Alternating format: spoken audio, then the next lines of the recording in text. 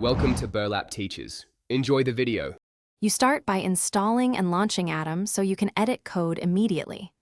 Once installed, open a project folder. This makes the tree view active and workspace aware. You should verify core packages are enabled.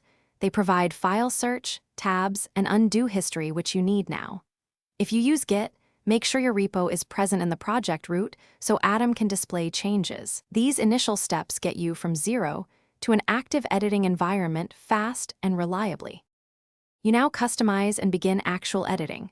Choose a syntax theme and language packages so code is readable and linting works properly. Once done, use the command palette for quick actions and split panes when comparing files. This speeds debugging. Make use of Fuzzy File Finder, multi-cursors, and project search to edit many spots quickly. Also, configure tab length and soft wrap in settings so file formatting matches your project style, which prevents commit noise later. You finish by saving, committing, and ensuring stability. Save files often or enable the autosave package, then stage and commit from the Git panel so changes are tracked.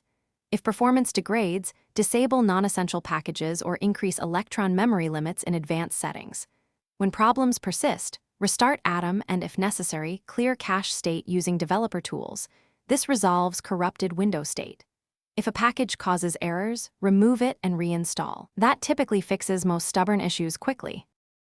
Thanks for watching. Consider subscribing if this video helped you.